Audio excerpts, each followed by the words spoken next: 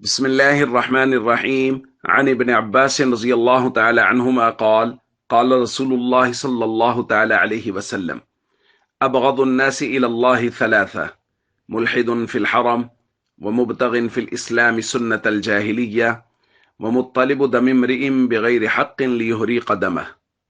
رواہ البخاری۔ نبی کریم صلی اللہ علیہ وسلم نے ارشاد فرمایا، اللہ تعالیٰ کے نزدیک لوگوں میں سے سب سے زیادہ مبغوض تین طرح کے لوگ ہیں۔ نمبر ایک، حرم میں زیادتی کرنے والا۔ نمبر دو، جو اسلام میں جاہلیت کی رسموں پر چلنے کا خواہش مند ہو یا ان کو تلاش کر رہا ہو۔ تیسرا، وہ شخص جو کسی آدمی کا ناحق خون کرنے کے لیے اس کے پیچھے لگ جائے۔ دوستو، یہ تین طرح کے لوگ ہیں جو اللہ کی نظر میں سخت مبغوض ہیں اور اللہ کو برے لگتے ہیں۔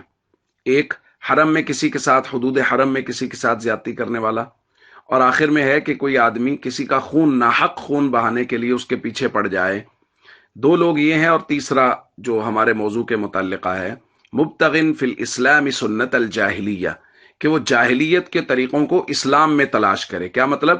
کہ طریقہ جاہلیت کا ہو اور وہ اس پر اسلام کا لبادہ اڑانے کی کوشش کرے، اس کو اسلامی رنگ دینے کی کوشش کرے، جیسا کہ ہمارے معاشرے میں ہو رہا ہے۔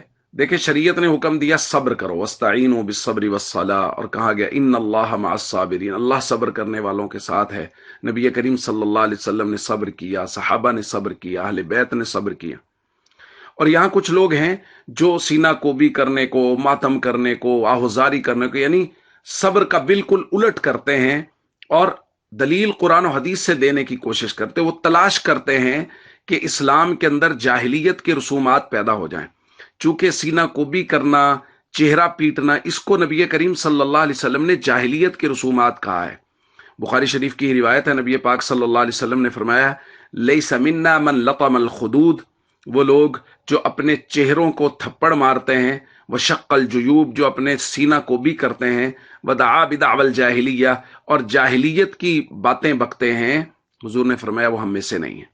تو یہ بے صبری کا مظاہرہ کرنا اور سینہ کو بھی کرنا اور چہرے پہ تھپڑ مارنا، ماتم کر، ان ساری چیزوں کو نبی کریم صلی اللہ علیہ وسلم جاہلیت کی رسومات کہہ رہے ہیں۔ اور دوسری جگہ حضور فرما رہے ہیں کہ سب سے برے لوگ وہ ہیں جو اسلام میں جاہلیت کے طریقے کو تلاش کرنے کی کوشش کرتے ہیں۔ تو ہم سب کو چاہیے ہم ایسے لوگوں سے بچیں اور ایسے طریقوں سے بچیں جو ہمیں جاہلیت کی طرف لے جائیں۔ اسلام خوبصورت دین ہے، اور اس کی خوبصورتی پر ہمیشہ رہیں، فرائض و ارکان اسلام کی ہمیشہ پابندی کریں۔ السلام علیکم ورحمۃ اللہ وبرکاتہ۔